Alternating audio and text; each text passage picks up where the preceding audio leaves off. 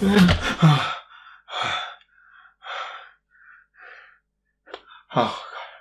I'm so sorry, guys. Okay. What are we doing today? Who the fuck are the Eternals? Well, continuing Phase 4's boner of making movies about characters no one has ever heard of or cares about, put them down, you liars. Today's review concerns the all-powerful super team, the Eternals. God, Phase 4 is shit. Thank you. In April 2018, Kevin Feige announced that Marvel was actively developing a movie based around Jack Kirby's obscure comic book Eternals, meeting with multiple screenwriters to help develop a script. Cousins Ryan and Kaz Firpo were soon hired to write the screenplay, who wanted to explore the trope of ancient aliens coming to Earth thousands of years ago by having the Eternals act as the inspiration for myths and legends throughout the history of the MCU. However, a problem presented itself when the Cousins were forced to figure out which of the ensemble cast should act as the main lead, eventually settling on Cersei, and they also decided to make her love story with Icarus the driving force of the narrative. Some changes were also made to the comics. In the source material, Ajak, Makari and Sprite were all male, but they switched genders as the writers realised that as gods, the Eternals didn't necessarily conform to any particular gender norm, thereby allowing any actor to theoretically take on the role. They also decided to make the character of Phastos gay in the film, thereby making him the first openly gay superhero in a Marvel movie. You know, other than Peter in Spider-Man 3. What? But this decision actually got the movie banned or censored in multiple countries, such as Kuwait, Oman, Qatar, and Saudi Arabia. So you can have blood and gore, but not gays. No, not the gays! Hide the gays from the children! The gays want kids. What?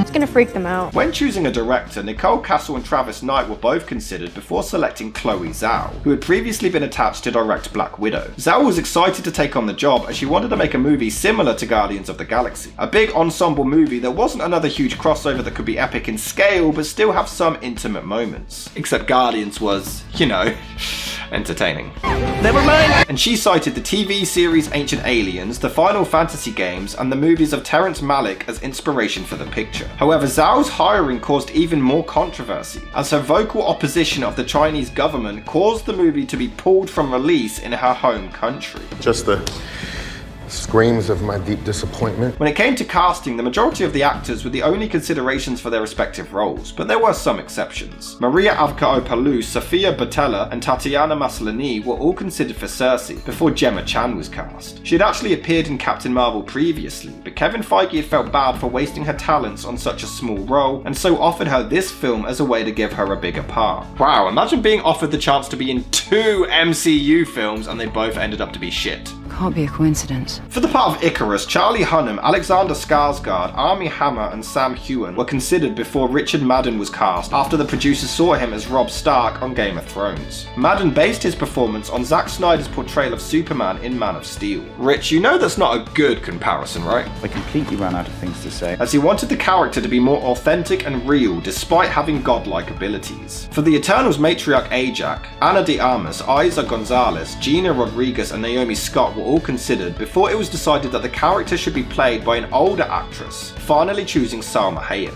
For the mind-bending Druig, Keanu Reeves, Luke Evans, Rami Malek and Ian McShane were all considered before it was given to Barry Keoghan. Funnily enough, Keoghan had actually tweeted at Stan Lee back in 2013 to make him a superhero. And it seems like 6 years later, the lucky bastard finally got his wish. Yep, it took Stan Lee to fucking die for him to get an opportunity. Oh, that's what it was. Angelina Jolie was the only choice for Thena, but initially believed that she was only doing a cameo and was surprised by how large the role was within the screenplay. Though hesitant at first, she eventually agreed to take on the part to support the director. But this probably explains why she looks bored out of her mind for the entire film. I only wanted a cameo, guys. Why am I still here? She looks so incredibly bored throughout the entire film. She never looks like she actually wants to be there. Even when characters are in complete peril, she doesn't look bothered. She wants to die, I can tell. Angelina, blink twice if you need to be rescued. Hey look, she smiled! I mean, she looks more like she's turned on, so maybe she's just horny as opposed to actually being invested in the film. I understand. Filming ran from November 2019 to February the next year, and Zhao pushed to use as little green screen as possible, often filming scenes in real locations. Some story elements did change, however. There were originally supposed to be hints that Druig and Cersei had been romantically involved in the past, leading to tension between them when the group comes to the rainforest to recruit him. This was dropped after Zhao saw how well Barry Keoghan and Larry Ridloff played off each other, and decided to develop the relationship between them instead. Despite the release date being pushed back due to the pandemic, Eternals was released on November the 5th, 2021, but was another box office slump for Marvel. Despite having the third largest opening day of any movie released during the pandemic, the movie only grossed $402 million worldwide. On top of the lukewarm box office receipts, reviews were mixed, praising the acting, directing and visuals, but criticizing the screenplay, pacing, lack of character development and long running time. And the movie holds the distinction of being the first MCU movie to be rated rotten on Rotten Tomatoes. Yeah, because no MCU movie has been bad before this. There is no cure. I mean, if this universe has taught me anything, it's that immortal never actually means immortal.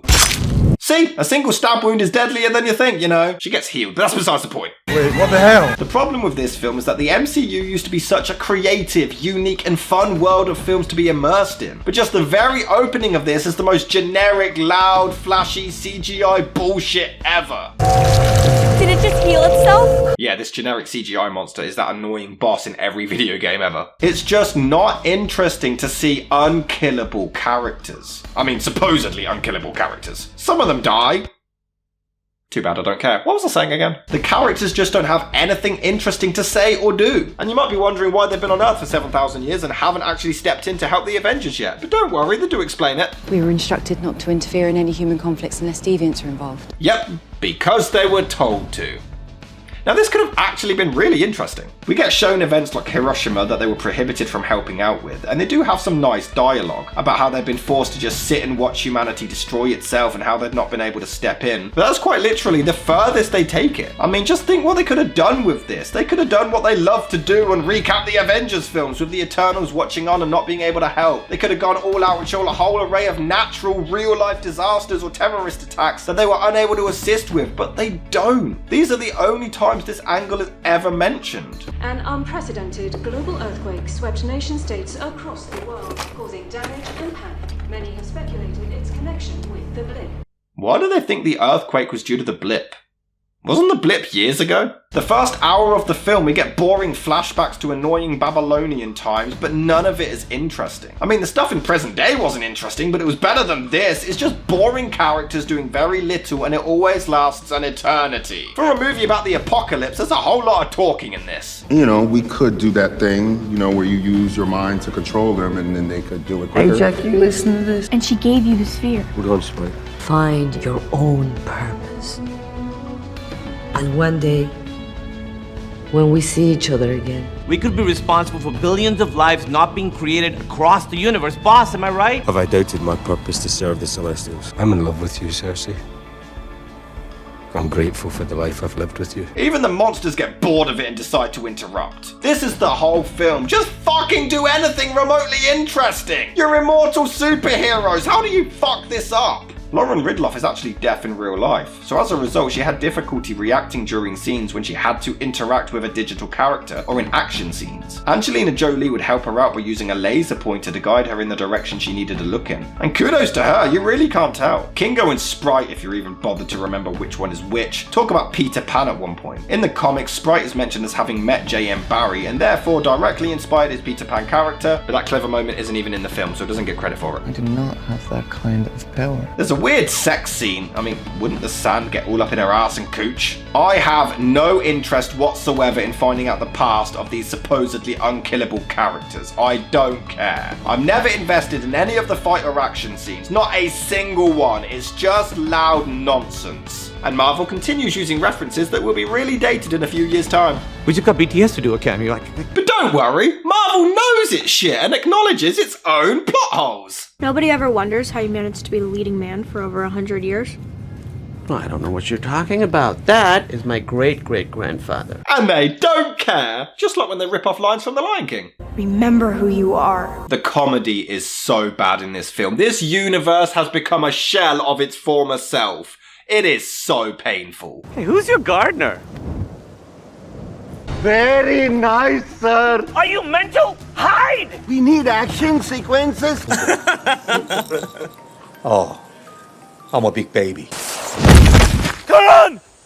Did you get that? I did, sir. But hey, one of them's bound to stick eventually. I bet you've built the perfect safe house. I mean, what's this even made of? Vibranium? But hey, give them some credit. They try so desperately to connect themselves to the Avengers. Thor used to follow me around when he was a little kid. Now he's a famous Avenger and won't return my calls. Oh, that's just adorable. And they try to do an intense suit-up scene. How cute. I guess they sometimes have cool imagery, but my question is this. I get why they weren't able to help the Avengers, but now the entire world is literally at stake, so why aren't the Avengers helping them? Why don't they even try to contact any of them? Thor, Spider-Man, Hawkeye, Captain Marvel, Doctor Strange, Black Panther, Wanda, Bruce Banner. Any of them can be of some assistance. Why don't I remember any of this? Don't worry, neither would the audience in 5 minutes. I mean, in the first hour, fuck all has happened! Even this guy falls asleep. This probably wasn't even part of the scene. I guarantee the actor was so bored they just decided to film him and put it in it. The movie has no personality or charm. There's no identity to it. It's just generic garbage. You are not saviors, Eternals. You are murderers. Haven't you guys been attacking and eating people the entire film? It's a shame because I do think they genuinely tried to get us to give a shit with the script, but it was such a botched attempt. No points for effort. Well, now is the time to try, don't you think? The movie is also clearly trying to catch a lawsuit. Like Alfred in Batman. Dad, that's Superman! But to be fair, he really is Superman. But at least they agree with me about Shang-Chi. Bracelets? You made us bracelets? I've never encountered a film so dull that a hero can turn evil and kill another one, and I'm not the least bit interested. I think I felt more when my mother considered an abortion. The fights look cool. I wish I cared, but at least they look cool. It's just production over story. The plot is so dull and lifeless with such bland characters that the awesome effects and cinematography are completely wasted. That's what this movie is. Completely wasted money and time. You know why I hated living with humans? Because they reminded me of things I didn't even know I wanted. Because of them, now I want to know what it feels like to grow up. There is no godforsaken reason this movie should be over 2.5 hours long. None. This is sadistic. I'm sorry.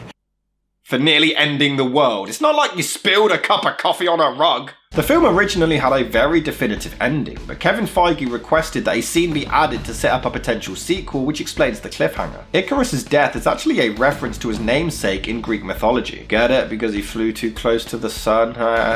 The movie also takes a lifetime to end. It just keeps on going! What's your superpower? Boring the audience senseless. Oh, come on! Just fucking end! Jesus Christ! He is a lot cuter in person. Are you out of your fucking mind? I swear to Lucifer's ballsack, just fucking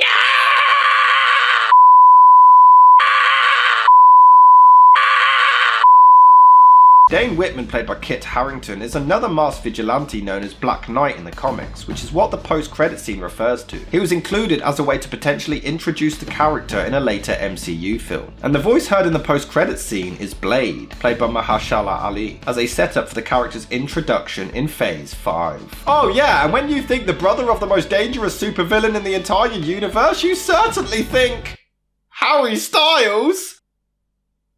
I would have taken Bieber over this! The film is awful. It's the most boring one so far, with bland characters, a bland story, underwhelming action, and nothing worth paying attention to. Nothing is interesting, nothing is exciting, very rarely is it funny. It's a fucking chore to sit through, and no human being alive should ever be subjected to sit through it.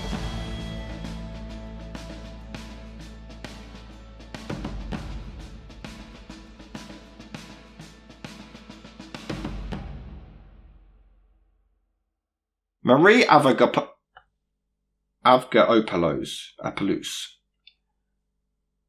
Marie Avgeropoulos